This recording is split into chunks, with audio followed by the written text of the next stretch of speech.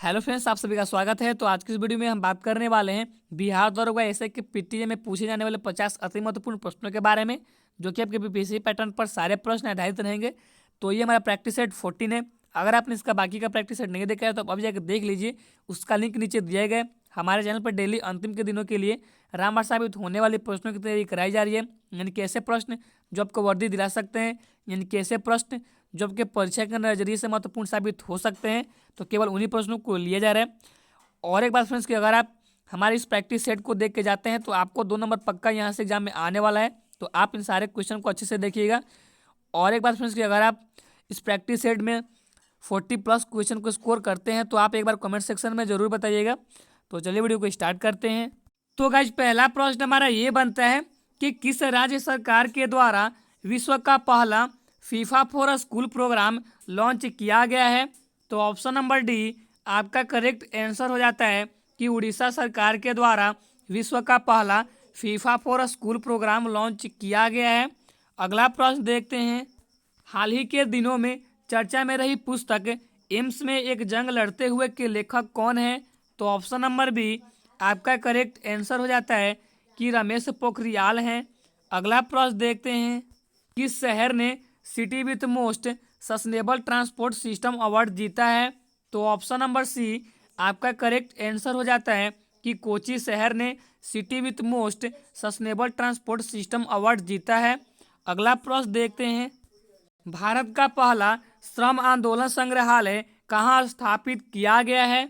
तो option number A आपका correct answer हो जाता है कि भारत का पहला श्रम आंदोलन संग्रहालय केरल में स्थापित किया गया है। अगला प्रश्न देखते हैं। कौन सा देश ओपन स्काई संधि से हाल ही में बाहर हो गया है। तो ऑप्शन नंबर बी आपका करेक्ट आंसर हो जाता है कि रूस हाल ही में अभी बाहर हो गया है। अगला प्रश्न देखते हैं। हाल ही में किस राज्य के चिन्नौर चावल को जीआई टैग दिया गया। तो ऑप्शन नंबर डी आपका करेक्ट आंसर हो जाता है कि मध्य प्रदेश को जीआई टैग प्रदान किया गया है। अगला प्रश्न देखते हैं। विश्व उपभोक्ता दिवस 2021 का थीम या विषय क्या था। तो ऑप्शन नंबर बी आपका करेक्ट आंसर हो जाता है कि टैकलिंग प्लास्टिक पॉल्यूशन, यही इसका मेन विषय था। अगला प्रश्न देखते हैं। इस तमिल फिल्म को IFFI 2021 में प्रदर्शन हेतु चुना गया है। तो ऑप्शन नंबर सी आपका करेक्ट आंसर हो जाता है कि कुंजगल फिल्म को IFFI 2021 में प्रदर्शन हेतु चुना गया है। ऑप्शन नंबर सी यहाँ सबका बिल्कुल करेक्ट आंसर बन जाता है। अगला प्रश्न देखते हैं।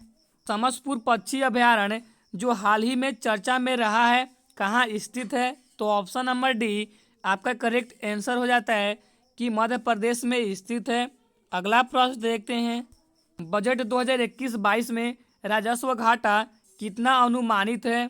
तो ऑप्शन नंबर सी आपका करेक्ट आंसर हो जाता है कि 5.1% अनुमानित है। अगला प्रश्न देखते हैं। भारत का पहला लिथियम रिफाइनरी कहाँ स्थापित किया जाएगा। तो ऑप्शन नंबर ए आपका करेक्ट आंसर हो जाता है कि गुजरात में स्थापित किया जाएगा। अगला प्रश्न देखते हैं। वर्ष 2021 में अंतर्राष्ट्रीय सहकारिता दिवस कब मनाया गया है। तो ऑप्शन नंबर सी आपका करेक्ट आंसर हो जाता है कि 3 जुलाई को अंतर्राष्ट्रीय सहकारिता दिवस मनाया जाता है। अगला प्रश्न देखते हैं। हाल ही में किस शहर के लिए पहला पराग कैलेंडर विकसित किया गया है। तो ऑप्शन नंबर बी आपका करेक्ट आंसर बन जाता है कि चंडीगढ़ शहर के लिए पहला पराग कैलेंडर विकसित किया गया है। ऑप्शन नंबर बी यहाँ सबका बिल्कुल करेक्ट आंसर बन जाता है। अगला प्रश्न देखते हैं। राष्ट्रीय क्रिकेट अकादमी NCA का नया प्रमुख किसे बनाया गया है। तो ऑप्शन नंबर बी आपका करेक्ट आंसर हो जाता है कि VVS लक्ष्मण को राष्ट्रीय क्रिकेट अकादमी का नया प्रमुख बनाया गया है। अगला प्रश्न देखते हैं। 16 नवंबर 2021 को पूर्वांचल एक्सप्रेस का उद्घाटन किसने किया है। तो ऑप्शन नंबर बी आपका करेक्ट आंसर हो जाता है कि नरेंद्र मोदी ने 16 नवंबर 2021 को पूर्वांचल एक्सप्रेसवे का उद्घाटन किया है। ऑप्शन नंबर बी यहाँ सबका बिल्कुल करेक्ट आंसर बन जाता है। अगला प्रश्न देखते हैं। प्रसिद्ध व्यक्तित्व मन्नू मंडारी का हाल ही में निधन हो गया है, वे कौन थे। तो ऑप्शन नंबर ए आपका करेक्ट आंसर हो जाता है कि वो लेखक थे। अगला प्रश्न देखते हैं, FOIP संयुक्त सैन्य अभ्यास किन दो देशों के मध्य आयोजित किया गया? तो ऑप्शन नंबर बी आपका करेक्ट आंसर बन जाता है कि भारत और जापान के मध्य आयोजित किया गया। अगला प्रश्न देखते हैं, ग्लोबल स्किल्स रिपोर्ट 2021 में भारत का स्थान क्या है? तो ऑप्शन नंबर सी आपका करेक्ट आंसर हो जाता है कि भारत जो है फ्रेंड्स वो 67 स्थान पे है। आप इसे याद रखिएगा, बहुत ही महत्वपूर्ण प्रश्न है। ऑप्शन नंबर सी आपका बिल्कुल करेक्ट आंसर बन जाता है। अगला प्रश्न देखते हैं, वर्ष 2023 में आयोजित विश्व सैन्य खेल का आयोजन कहाँ किया जाएगा? तो ऑप्शन नंबर बी आपका करेक्ट आंसर बन जाता है कि कोलंबिया में किया जाएगा। अगला प्रश्न देखते हैं, निम्न में से किसे बाल शांति पुरस्कार खर से सम्मानित किया गया है? तो ऑप्शन नंबर डी आपका करेक्ट आंसर बन जाता है कि A+C दोनों को यानी कि नौ अग्रवाल को भी और विहान इन दोनों को बाल शांति पुरस्कार से सम्मानित किया गया है। अगला प्रश्न देखते हैं, हाल ही में किस राज्य ने राज तितली के रूप में कैंसर हिंद को मंजूरी दी है? तो ऑप्शन नंबर बी आपका करेक्ट आंसर हो जाता है कि अरुणाचल प्रदेश के राज्य सरकार ने तितली के रूप में कैंसर हिंद को मंजूरी दी है। ऑप्शन नंबर बी यहाँ सबका बिल्कुल करेक्ट आंसर बन जाता है। अगला प्रश्न देखते हैं, किस बैंक ने मुंह बंद रखो अभियान की शुरुआत की है? तो ऑप्शन नंबर ए आपका करेक्ट आंसर हो जाता है कि HDFC बैंक ने मुंह बंद रखो अभियान की शुरुआत की है।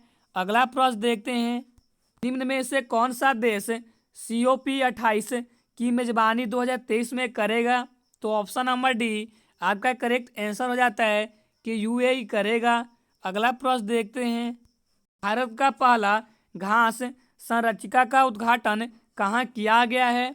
तो ऑप्शन नंबर सी आपका करेक्ट आंसर हो जाता है कि उत्तराखंड में किया गया है।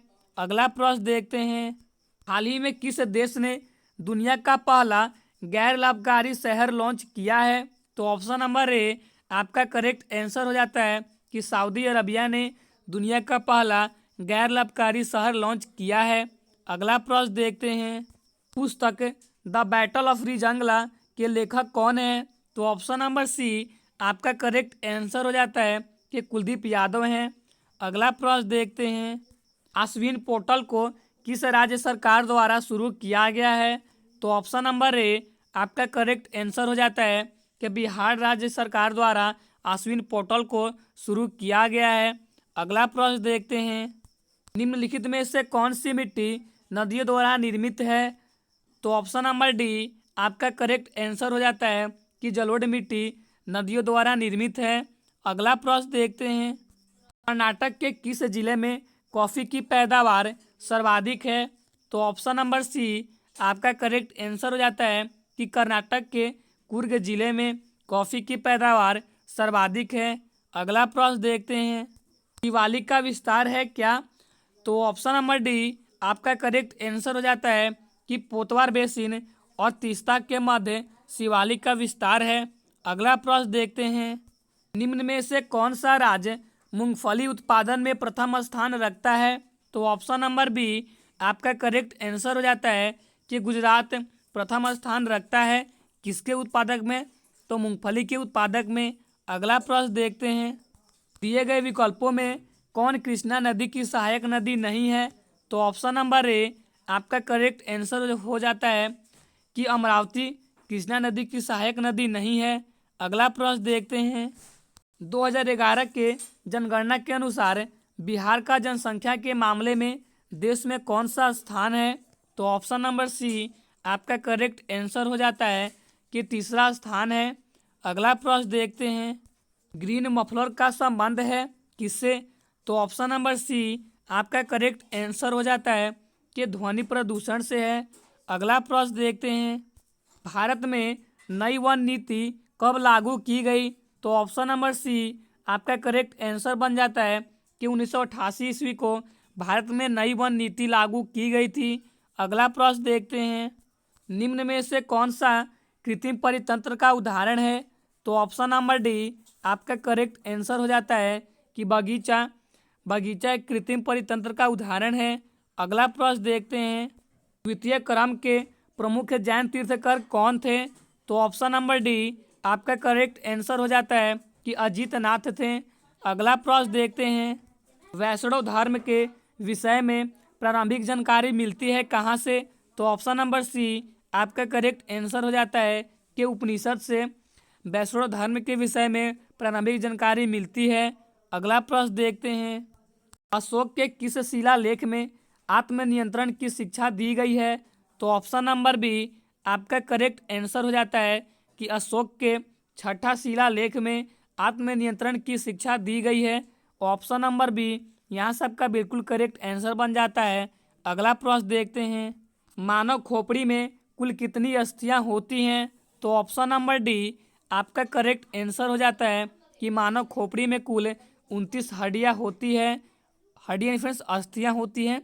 अगला प्रश्न देखते हैं, एल्कोहल का रासायनिक सूत्र है क्या? तो ऑप्शन नंबर ए आपका करेक्ट आंसर हो जाता है कि C2H5OH। ये फ्रेंड्स आपका एल्कोहल का सूत्र है। तो ऑप्शन नंबर ए आपका बिल्कुल करेक्ट आंसर बन जाता है। अगला प्रश्न देखते हैं, कांच का लाल रंग निम्न में से किसके कारण होता है? तो ऑप्शन नंबर सी आपका करेक्ट आंसर हो जाता है कि क्यूप्रस लवण के कारण कांच का लाल रंग होता है। अगला प्रश्न देखते हैं, सिल्वेनाइट निम्न में से किस धातु का आयशक है?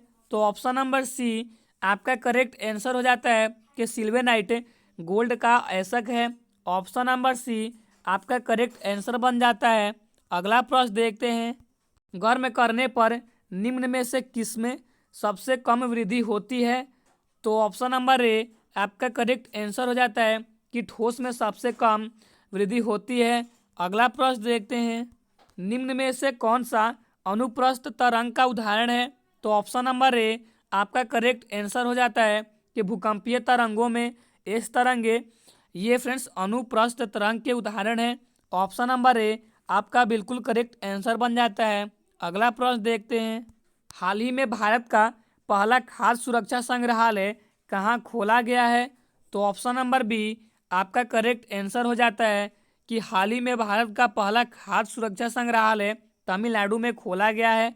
अगला प्रश्न देखते हैं, निम्नलिखित में से किस तिथि को राष्ट्रीय आयुर्वेदिक दिवस मनाया जाता है?